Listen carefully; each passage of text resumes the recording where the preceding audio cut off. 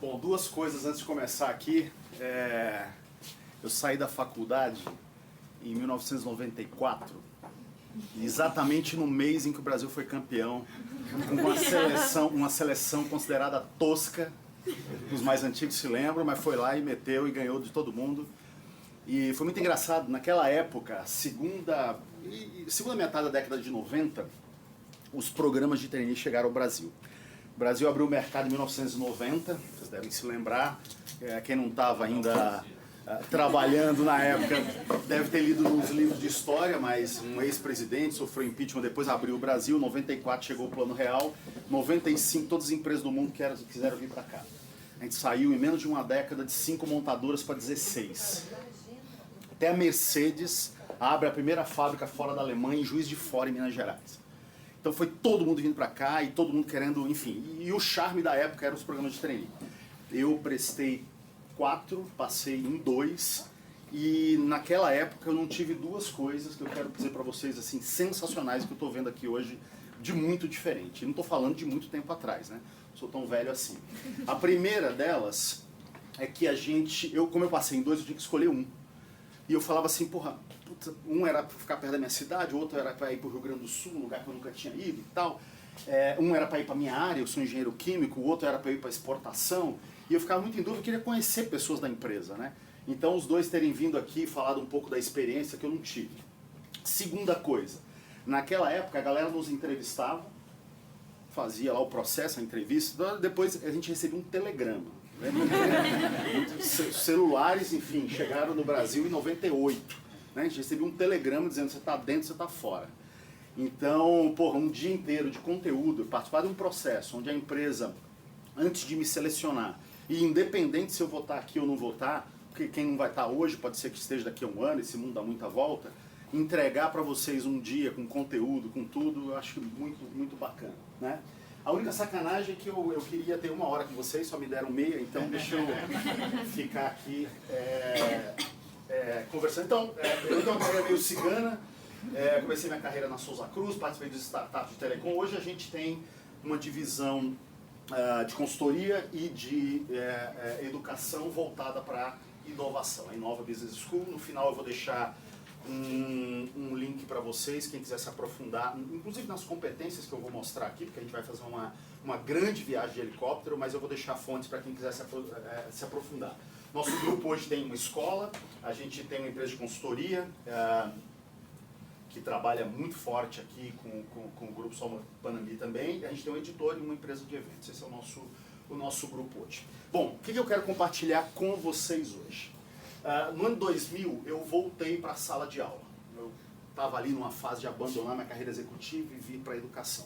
Aqui na SPM em São Paulo,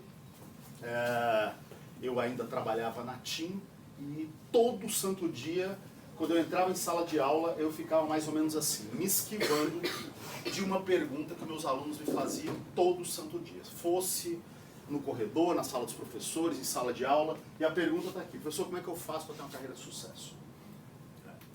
E eu brinco que eu me esquivava mesmo. Tem uma expressão em Minas, tem alguém de Minas aqui? Não. Opa, tem uns mineirinhos. A gente fala lá em Minas que bagre ensaboado, né? O bagre você já não pega, ensaboado então. E eu ficava me esquivando, porque eu falava assim, pô, o que eu respondo para alguém quando alguém me pergunta como é que eu faço para ter uma carreira de sucesso? E olha que eu dei aula para quem estava começando a faculdade com 17, 18 anos, para quem estava ali na metade do curso já disputando uma vaga de estágio, e para quem estava como vocês ali na boca do gol, já começando a carreira para valer. Então eu passei literalmente esse período inteiro me esquivando dessa pergunta, porque eu não me sentia confortável de dizer uma coisa. Teve uma época até que a minha família falava assim, pô, deixa de ser besta, fala o que deu certo para você. E após pensar um pouco, eu falei, nem isso eu quero fazer, porque vai que eu conto o que deu certo para mim, e alguém pega essa receita e fala assim, eu vou aplicar isso na minha vida. Quem disse que o que deu certo para mim vai dar para você, ou para você, ou para você? Bom, 2006 eu decidi... 2006 foi um ano importante para mim, minha filha nasceu logo em janeiro. Enfim, foi uma virada de página importante, e exatamente nessa mesma época, 2 meses depois, em março de 2006, eu falei, quer saber, eu vou estudar esse negócio. Eu não vou mais me esquivar dessa pergunta. E eu declarei guerra a essas duas perguntas, né? O que determina o sucesso profissional na carreira e por que algumas pessoas, por que a carreira de algumas pessoas decola e de outras não? E particularmente nessa época já tinha um fenômeno que me incomodava pra caramba, que eu era sempre um grande observador de carreira, eu estava ali no meio, empresas altamente competitivas. Por que algumas pessoas, às vezes academicamente brilhantes, não tinham o mesmo desempenho na carreira de outros que nem eram academicamente tão brilhantes? Quem aqui não... vocês estão muito jovens, estão começando, mas vocês vão lembrar dessa frase minha daqui a alguns anos.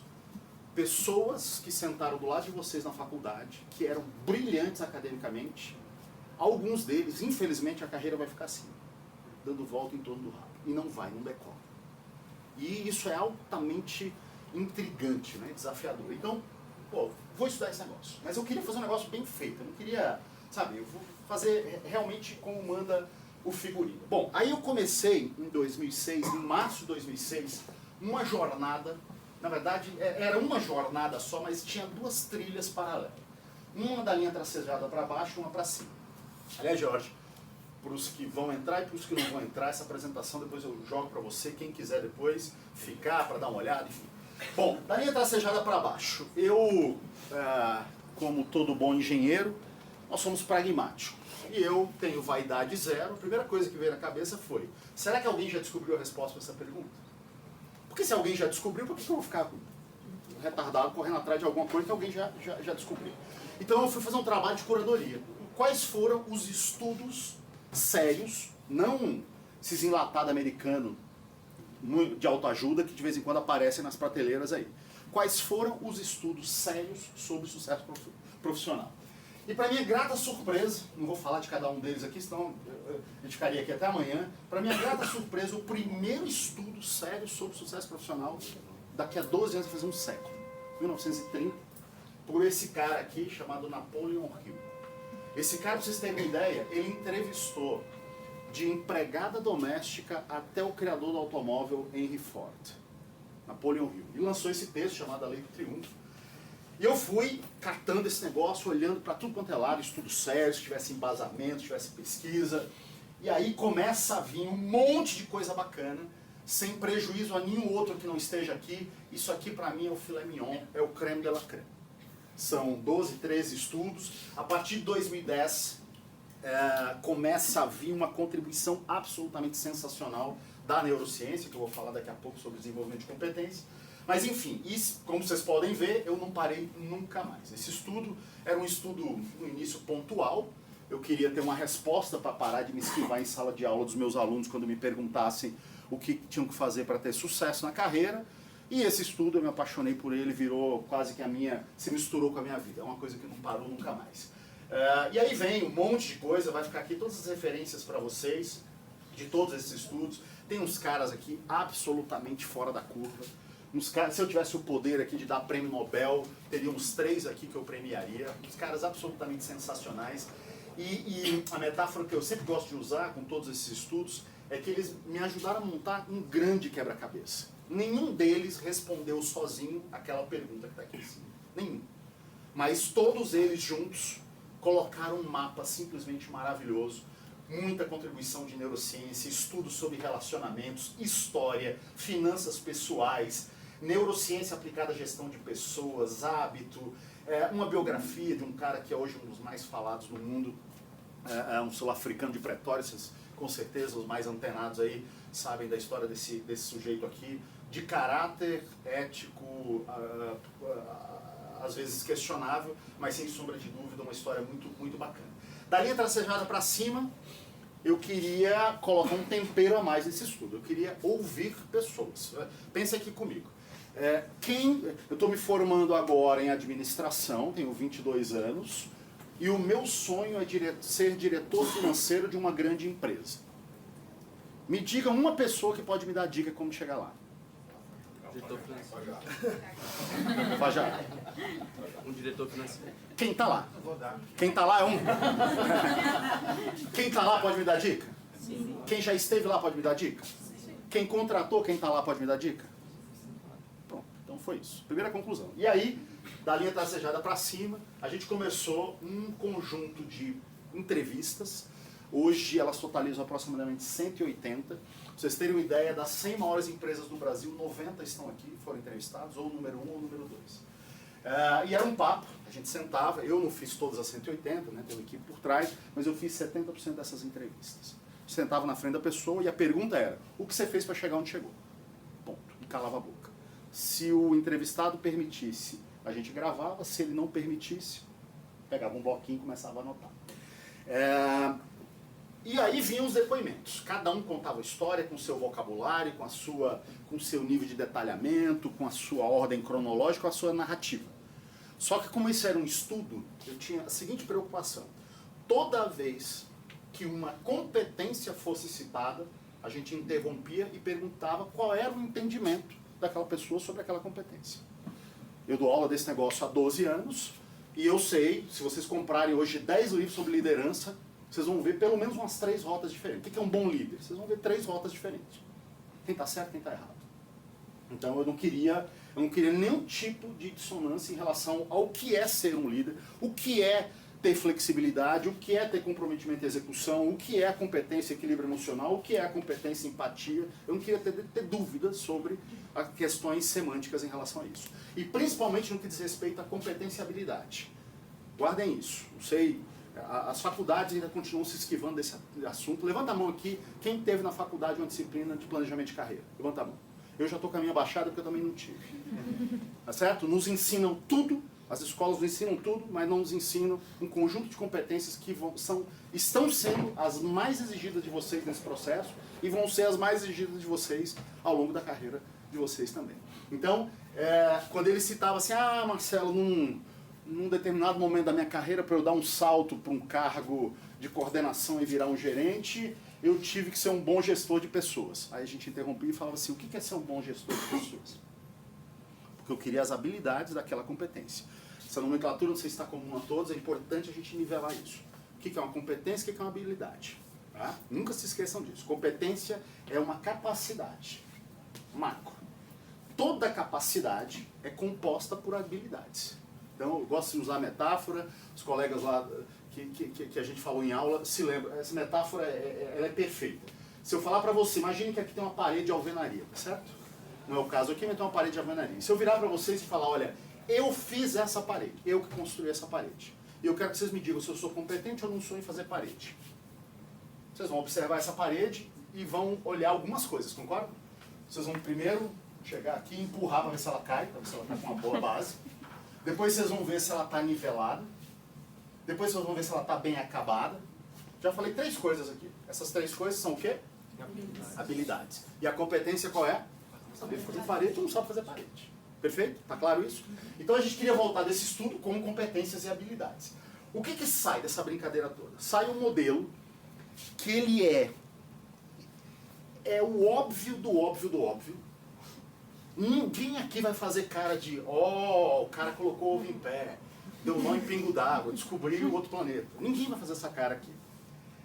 Mas por trás desse modelinho que a gente descobriu já no primeiro ano, 2007, um ano de estudo, aqui tem o maior tapa na cara em todos os educadores e em muitos de nós profissionais também.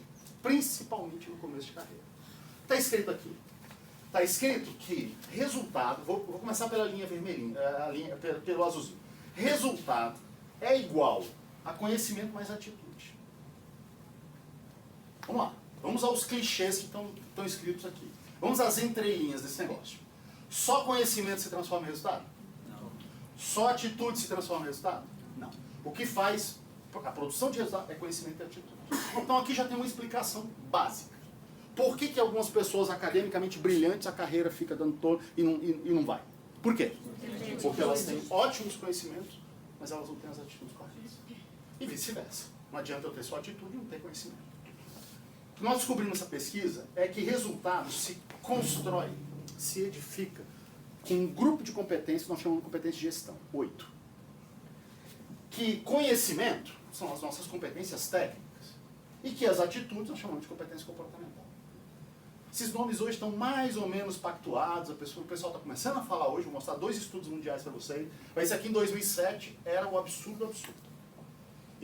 Aliás, eu comecei isso aqui todo mundo sabe, a gente foi estudado. Quem aqui não ouviu a frase do seu pai e da sua mãe? Menino, estuda, senão você não vai ser ninguém na vida. Quantas pessoas vocês não conhecem, a partir de hoje vocês não vão ser mais assim? Quantas pessoas vocês não conhecem que acreditam que quanto mais linha de curso botar no currículo, mais a carreira vai decolar? Isso não é mentira, mas isso também não é verdade. Porque só conhecimento não produz resultado. Tá certo? Enfim, as atitudes. Isso aqui virou... Eu brinco que eu virei quase um evangelizador de competências comportamentais. E vocês vão ver, os números não mentem. O número de competências aqui, aqui e aqui. E as competências comportamentais, elas são divididas em dois grupos. Eu comigo e eu com os outros. Tá? Bom, eu gosto dessa metáfora, ainda bem que está perto da hora do almoço, senão vocês iam ficar bravos comigo, mas o que está escrito aqui? Essa é uma decisão que vocês vão ter que tomar, não só agora, mas ao longo de toda a carreira de vocês. Se eu quero fazer um excelente macarrão à bolonhesa, me digam, eu posso pegar uma massa excelente e jogar em cima um molho ruim? O prato final vai ficar ruim. E o contrário? Eu posso pegar o pior molho do mundo e jogar em cima de uma massa maravilhosa, o prato final vai ficar bom. Então aqui é venda casada, aqui não tem conversa. Quem quiser ter um elevado padrão de entrega de resultado e por consequência uma carreira de sucesso, porque como eu costumo dizer, a carreira de vocês está começando agora. Nunca administre a carreira de vocês como se tivesse uma prova de 100 ou 200 metros. Carreira não é prova de 100 ou 200 metros, carreira é maratona. Não necessariamente quem sai, e essa história da maratona é interessante, quem sair numa maratona correndo igual o Usain Bolt, não chega no quilômetro 5, certo? Carreira é maratona, é médio prazo. E médio prazo, longo prazo, só tem uma coisa que edifica uma carreira, resultado. Uma série de outras coisas produz resultado imediato. Eu nas minhas aulas, na escola, sempre... puxar saco do chefe funciona? Funciona. Roubar a ideia de um colega funciona? Funciona. Pisar na cabeça de outro, usar o pescoço de outro para subir na carreira funciona? Funciona. Tudo isso funciona no curto prazo. No médio prazo, máscara só serve para uma coisa, para cair. No médio e longo prazo, o mundo do trabalho é meritocrático. Os melhores que entregarem os melhores resultados de maneira contínua e consistente são esses que vão ter uma carreira de sucesso. E para isso eu preciso de conhecimento e atitude, não tem escolha. Tá certo? E olha como a matemática é linda, eu estou com 2 livros aqui, 2 de vocês, além desse dia fantástico, 2 de vocês vão sair com o último livro que eu e meu sócio lançamos. Lançamos aqui no Otávio Café, em dezembro do ano passado. E aqui já tem uma dica para as 2 perguntas que eu vou fazer, para ver quem vai ganhar o livro. Olhem o número de competências que nós descobrimos nos 3 grupos. 8 de gestão, que são o resultado final. Quantas técnicas? 6. Quantas comportamentais? 13. Existem mais competências técnicas ou comportamentais? Só o dobro e mais uma. Tem muito mais competência técnica do que comportamental do que técnica. E de novo, levanta a mão aqui quem teve uma cadeira na faculdade de competências comportamentais. Ninguém, eu também estou com minha mão baixadinha porque eu também não tive. Porque nos tucharam conhecimento, nos ensinaram tudo de marketing, de finanças, de comunicação, de semiótica, do diabo a 4, mas não nos prepararam para um conjunto de competências. E vou dizer uma coisa para vocês. É o que o mercado mais está comprando hoje.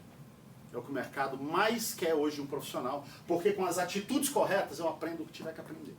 Sem as atitudes corretas, meu amigo, não tem conversa. Comprada pelas técnicas e desiste pelas comportamentais. Aliás, tem um estudo formal, a gente faz um estudo por ano com a Michael Page, que vocês conhecem, o do ano retrasado, entrevistando 350 diretores de RH. O resultado foi assustador. 80% dos profissionais contratados, dos executivos, contratados por competências técnicas e demitidos por competências comportamentais. Podem procurar, podem se informar que vocês vão ver. Bom, aqui o nome delas, né? Isso aqui é uma viagem de helicóptero, tem mais 10, 15 minutinhos aqui, mas estão aqui as 6 competências técnicas, no endereço que eu vou deixar no final, quem quiser se aprofundar e conhecer todas as habilidades, são 120 habilidades. Tem competência com 2, tem competência com 5, tem competência com 9 habilidades. Quanto mais para cá, mais robusto fica o negócio, tá? Mas aqui estão os nomes delas, olha que coisa louca, né? Isso aqui é um festival de tapa na cara de todos nós, todos nós. Eu quero ser diretor financeiro de uma empresa grande, lembra do meu projeto? Eu tenho que ser bom em finanças? Óbvio, tem que dominar a minha área. Beleza, tendências e futuro. Comunicação, 3 raciocínios. Muitas dessas coisas aqui que não estão nas grades de cursos de excelentes escolas. E olha os meus xodozinhos preferidos. 13 competências comportamentais. Olha o nome delas. Passou. Olha que coisa legal. Que depois quem quiser vai poder conhecer todas as habilidades de cada uma delas. É isso aqui. E algumas mais, outras menos, que mais irão avaliar em vocês nessa fase da carreira que vocês estão. Tá? E as de gestão, aqui para quem já está num cargo com um pouco mais de responsabilidade, que já tem equipe, enfim, estão aqui os caras que produzem o resultado. Então quando eu pego as 6, misturo com as 13, saem 8 competências de gestão. O que eu mais tenho feito nos últimos 5 anos? Alguns recortes, né? Um deles eu vou deixar para vocês lerem depois. A gente tem até na escola, vai ter uma aqui em São Paulo, a gente faz um workshop 2 vezes por ano, jovens executivos. Quais dessas 27 competências mais são importantes nos primeiros 5 anos de carreira? Então depois vocês vão ficar com a fonte para ler. Tenho feito um monte. A que eu mais estou gostando agora, meu brinquedinho, com influenciador digital. Porque todo mundo hoje quer ser youtuber, quer ser influenciador digital, né? Então a gente está fazendo um trabalho com um grupo de 35 influenciadores digitais para trabalhar algumas dessas competências. Pois bem, desde 2006 então, eu e meu grupo, a gente defendendo esse modelo um pouco mais ampliado do que é um profissional. Não só com conhecimentos, mas sim com as atitudes corretas, com as competências comportamentais. Apanhamos que nem cachorro de rua. Eu me lembro de um fórum que eu estava, que tinha uns educadores, e eu usei uma frase, eu falei, olha, hoje eu tenho dúvidas se o que mais alavanca uma carreira são as competências técnicas ou as comportamentais. O cara literalmente levantou a mão e falou, isso é uma vergonha para a educação. Se o cara tivesse um escopeta, ele tinha dado um tiro na minha testa. Ele falou assim, eu estou decepcionado, não acredito você, um professor, falar que a atitude é mais importante do que conhecimento. Isso ali por 2007, 2008, a gente começando a falar desse negócio e a gente apanhando, mas assim, com uma convicção irretocável que ninguém conseguia nos tirar. E o tempo, como eu costumo dizer, o tempo é sempre o melhor juiz que tem no mundo. O tempo coloca tudo no seu devido lugar. E o tempo foi passando, e recentemente, uma delas no ano passado, outra no ano retrasado, 2 entidades, Fórum Econômico Mundial e Google for Education, fizeram uma pesquisa semelhante, com outro objetivo, mas eles foram entrevistar empresários, presidentes, gestores de empresas dos 5 continentes. No caso do Google, no caso do Fórum Econômico Mundial, essa pesquisa eles fazem uma por década, chama-se O Futuro do Trabalho, tá lá no site do Fórum Econômico Mundial, para quem quiser ler em detalhes o relatório. Toda década eles perguntam quais competências mais vão ser importantes na próxima década. Tá? Aqui estão as 2 últimas pesquisas, uma que apontava para essa década que nós estamos e uma que aponta para a próxima década. Olha que coisa interessante. Competência número 1, solução de problemas complexos. Ou seja, profissional que pega um abacaxi e descasca. Um profissional que não entra na sala do teu chefe com um problema, um ponto final e um braço cruzado. Chefe, tá pegando fogo ali. O que eu faço? Não pode. É alguém que chega com um problema, 3 ideias de solução, para o teu chefe te ajudar a escolher uma das 3 ou apontar uma 4ª que você não enxergou. Solução de problemas. Segundo, pensamento crítico, que estava em 4º, foi para 2º. Pensamento crítico, que se resume tradicionalmente em fazer 2 perguntas. Por quê e por que não? Aliás, essas perguntas, por quê e por que não, são elas que estão produzindo as maravilhas da última década. Como é que vocês acham que é criado um Airbnb, um Uber, ou seja lá o que for? São questionamentos sobre o status quo. Não para questionar, para ser birra. Por quê? Por que não? Não é para ser do contra. Isso não é competência. Ser do contra não é competência. Ter pensamento crítico é uma competência, por sinal, a 2ª apontada como mais relevante para a próxima década.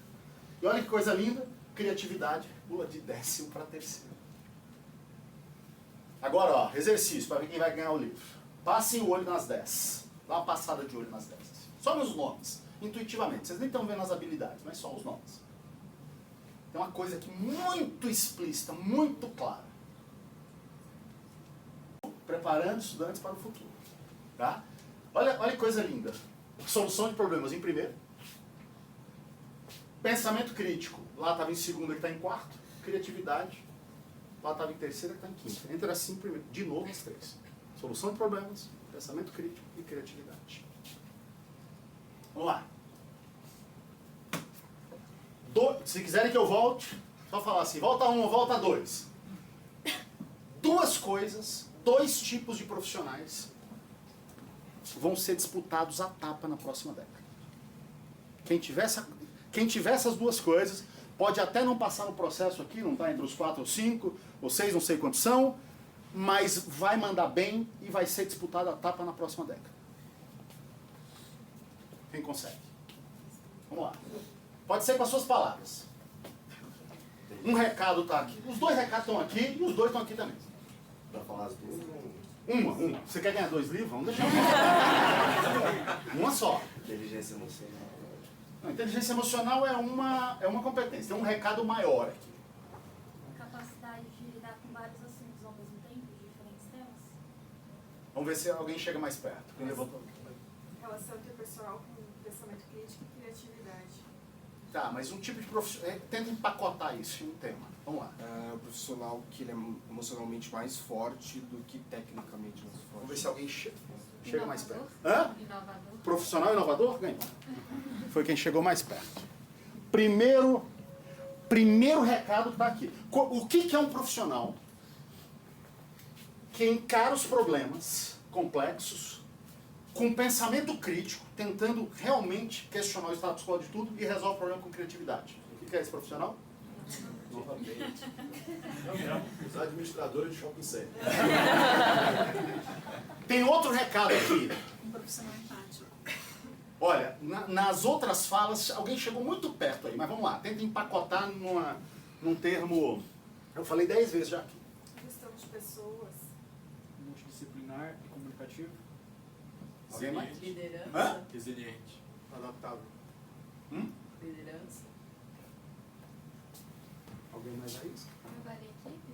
Não, tudo bem, mas eu não queria competência. Assim, o inovador resumiu 3, né? Olha para essa lista aqui, ó. Passa o olho nas 10. Vou dar dica. Passa o olho nas 10 e lembra disso aqui, ó. Líder inovador. Tá vendo isso aqui? Conhecimento mais atitude igual a resultado. Competência técnica mais comportamental igual a resultado. Competência de gestão. Passa o olho nisso aqui. É o profissional tem o chá, habilidade, atitude e conhecimento. Se ele tiver os 3, ele... É um líder focado em pessoas. Resiliente. Versátil. Flexível. adaptável às situações. Crítico. Estratégico. Sabe extrair músicas. Não, eu vou deixar... Jorge, você escolhe depois para quem você vai. Já chegaram perto ali, né? Das 10 competências da pesquisa do Fórum Econômico Mundial, 8 são comportamentais. E das 10 do Google for Education, 7 são comportamentais. A próxima década é a década de quem tiver atitude. Aliás, se vocês voltarem na pesquisa do Fórum Econômico Mundial, a última competência, a 10ª, é uma coisa interessante. Olha a 10ª. Flexibilidade cognitiva. Sabe o que é isso? Sabe o que é isso? Trocando em miúdos, num portuguesão claro. Capacidade que um profissional tem de aprender o que tiver que aprender na hora que tiver que aprender. Certo? Aliás, a maioria das empresas, e eu transito por todas, eu tive, nos últimos 6 meses, eu tive aqui nos escritórios do Google, do Facebook, do LinkedIn. O Google foi a primeira a anunciar formalmente. Meu processo de contratação é por competência e é principalmente por competência comportamental. Eu vou te contratar para trabalhar na área financeira. Eu não quero saber onde você aprendeu finanças. Aliás, eu não quero nem ver teu currículo. Senta aqui comigo e me conta o que você sabe de finanças. Beleza, entendi, você está apto para entrar, está ali no ticket para entrar no jogo, beleza. Agora eu quero te conhecer como pessoa. Quero ver quais são os seus valores, quero ver como é que você encara os problemas, quero ver como é que é a sua resiliência, quero ver como é que é a sua postura. Porque quem tem as posturas corretas, aprende o que tiver que aprender na hora que tiver que aprender. Certo? E felizes aqueles que conseguem entrar num grupo como esse, vocês viram o depoimento de uma ex-trainee que veio para cá, que teve a oportunidade de transitar de rádio a fazenda de café, a empreendimento, a shopping center e tudo. Eu fiz isso também no meu programa TNI. É uma jornada sensacional. Você sai com uma visão totalmente... Principalmente quando você vai para uma área que não é a sua, como um engenheiro civil, tendo que transitar por outras áreas. Isso é absolutamente maravilhoso. Beleza? Então, ó, para fechar. 5 minutinhos aqui para fechar. Como é que se desenvolvem competências? Não tem o cardápio é esse. Você quer ficar bom em qualquer coisa na vida? Primeira coisa, você tem que saber onde é que você está. Eu não sei onde eu estou. Como é que eu vou ver se eu estou bem, estou ruim? Tá. Então, nas fontes que eu vou deixar no final, quem quiser, inclusive, vai ter um endereço no blog, vocês vão poder medir aquelas 27 competências de vocês. Poder fazer uma autoavaliação, avaliação 360, tem tudo lá, tutorial, tudo bonitinho. Estudando. Certo? Quer ficar bom em finanças, estuda finanças. Quer ficar bom numa língua, estuda aquela língua. Atividade de vivência e prática, aqui estão as melhores oportunidades. Vivenciar na prática. Certo? Seja aqui no grupo, seja em outro lugar que vocês forem trabalhar, vocês vão receber um monte de convites para fazer coisas que alguns de vocês nunca imaginavam que iam ser convidados para fazer. Que postura vocês têm que ter quando receberem esses convites? Vocês têm que encarar. Se faltar todo mundo da limpeza um dia, tiver que lavar o banheiro aqui, tem que lavar o banheiro. E lava a porra do banheiro como se fosse a última coisa que você fosse fazer na vida. Lava da melhor maneira possível. E eu garanto para vocês, algum aprendizado disso vai ficar. Certo? Vivência. E, de vez em quando, precisar de uma ajuda, pegar um mentor. Com certeza, nenhum aqui vai entrar no grupo falando, vai ser largado ali num canto, vai ter um mentor, vai poder ter esse tipo de apoio. E eu quero destacar, para finalizar, a importância da prática. Se tem uma coisa que um jovem recém-formado, a grande maioria que eu conheço, ainda acredita, é engraçado, da infância para a adolescência a gente deixa de acreditar num monte de coisa. Papai Noel, duende, fada do dente. A gente tem uma coisa que a gente não continua acreditando. Tem uns de 50 anos que ainda acreditam nisso, que eu conheço. Genialidade. Não, porque fulano é gênio. Por favor, seja por bem, ou seja por uma cirurgia de lobotomia, vocês arranquem essa porra dessa palavra do vocabulário de vocês. Genialidade não existe. Isso está provado já. Está provado. Olhem aqui, alguns gênios da humanidade. Vamos lá. Esse cara aqui, César Cielo, bateu o recorde mundial, é recordista mundial. Eu fui entrevistar o técnico desse cara e eu vi o que foram as rotinas de treinamento desse cara uns 4 anos antes da Olimpíada. Steve Jobs e Bill Gates, 2 gênios. Só que antes de um inventar o MS-DOS, que deu origem à Microsoft, e o outro inventar o primeiro computador da Apple, eles tiveram 10 mil horas de programação. Está contado com riqueza de detalhes em um daqueles estudos lá que eu falei para vocês. Thomas Edison, um gênio, inventou a lâmpada. Só que o cara tem 1093 patentes. Ficou famoso por 1. Mozart, 5 composições do cara que são tocadas até hoje. Tem 600 composições. Van Gogh, 10 quadros do cara valem milhões. Ele pintou 800. Pablo Picasso, que tem meia dúzia de obras que fazem sucesso até hoje. Ele tem 1.200 pinturas, 2.800 desenhos e 12 mil gravuras. Rogério Ceni. Vai demorar um século para outro goleiro fazer 130 gols na carreira como esse cara fez. Batia 100 faltas depois que todo mundo ia embora do treino. Ficava lá com um catador de bola batendo 100 faltas. Oscar Schmidt, o nosso querido Mão Santa, que fica puto de ser chamado de Mão Santa. Ele falava assim, Mão Santa é o caralho. Na minha carreira inteira, depois de todo mundo ir embora do treino, eu ficava lá e batia 1000 arremessos. Beatles. Antes de fazer sucesso em 1964, quando eles viraram os Beatles, quando foram para os Estados Unidos, fizeram 1.200 shows. Está contado com riqueza de detalhes no estudo chamado Outline. 1.200 shows num cabaré na cidade de Hamburgo. 8 anos antes de fazer sucesso. Leu alguém aqui? Tem todos. Ernest Hemingway, que escreveu um dos livros mais vendidos do mundo. Escrevia 1000 palavras por dia. Então assim, procure, quando você vai assim, fulano é gênio, vai se debruçar sobre a história e aí nós voltamos a conversar. Esses aqui pode cortar da lista, porque de genialidade não tem nada. O que esses caras têm muito mais transpiração do que inspiração. Tá? E para fechar, eu acho que é isso, o recado final para vocês tem uma linha divisória, eu queria convencê-los hoje a tirar duas palavras. Uma, essa tal da genialidade, que não existe, e a outra é de que alguém vai cuidar da carreira de vocês. Se vocês chegarem num programa trainee, qualquer empresa, e falar assim, não, tem uma área ali, tem uma salinha fechada ali que estão planejando a tua carreira, tu foge desse lugar. Porque já começou mentindo pra você, porque isso não existe. Eu já acreditei nisso. Nossa, minha carreira tem alguém ali fazendo planejamento de carreira. Não existe. Isso não existe. A carreira nossa está na nossa mão e vocês têm que trilhar o caminho. E nunca, nunca, com todo respeito ao Zeca Pagodinho, aliás, a melodia da música é maravilhosa, mas eu odeio com todas as minhas forças. É o discurso, é a antítese do que eu penso. Deixa a vida me levar, a vida leva eu. Isso aqui só serve mesmo para boteca e feijoada. A vida, o que separa os profissionais de sucesso dos demais é realmente você pegar o negócio, tomar as rédeas e fazer o que tem que acontecer. Bom, quem quiser se aprofundar sobre esse e outros temas, eu escrevo semanalmente. Meu sócio Luiz trabalha muito com o grupo aqui, tem uma coluna CBN, a gente bota podcast toda segunda-feira, o Profissional do Futuro. Eu escrevo sobre carreira e vários outros colegas lá também. Tá bom?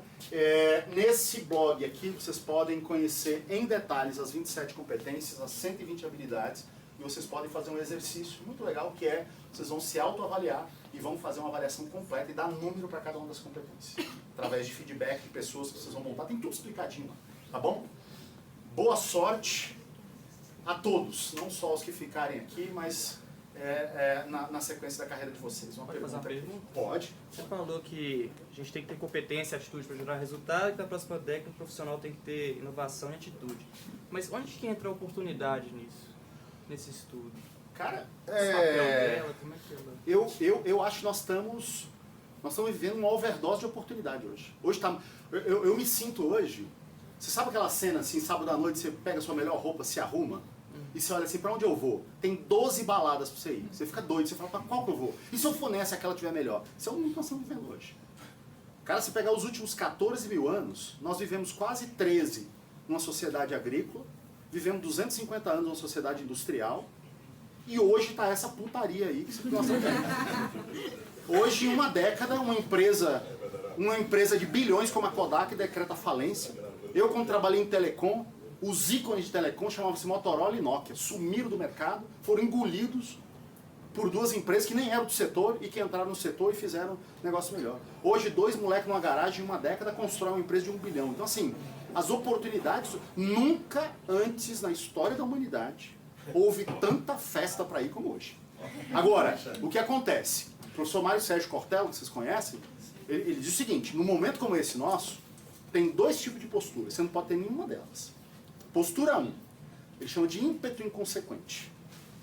Você saca, já que tá tudo muito doidão, então saca a metralhadora e atira para todo lado. Uma hora eu vou acertar.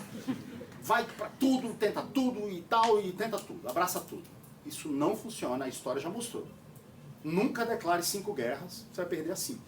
Napoleão já mostrou isso, Hitler já mostrou isso, todo mundo já mostrou isso. É uma guerra, foco. Tá? E segunda coisa, segunda postura, que não deve ser adotada, chama-se cautela imobilizadora. Em outras palavras, procurar uma toca, se enfiar e falar assim, deixa eu esperar a poeira baixar. A poeira não vai baixar. Se esse momento histórico nosso fosse um tsunami, só vieram 2 ondas, faltam 8 ainda.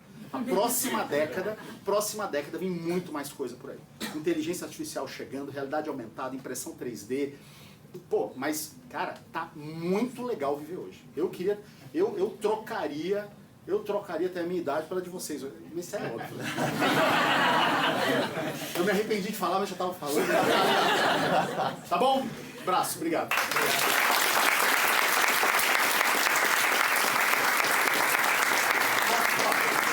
Quem fez a pergunta, então? Ganhou o livro. Valeu. Poxa, olha que... Só pra mim, tá? Obrigado. Valeu. Pessoal, e aí, que acharam? Espero eu sair. Verdade.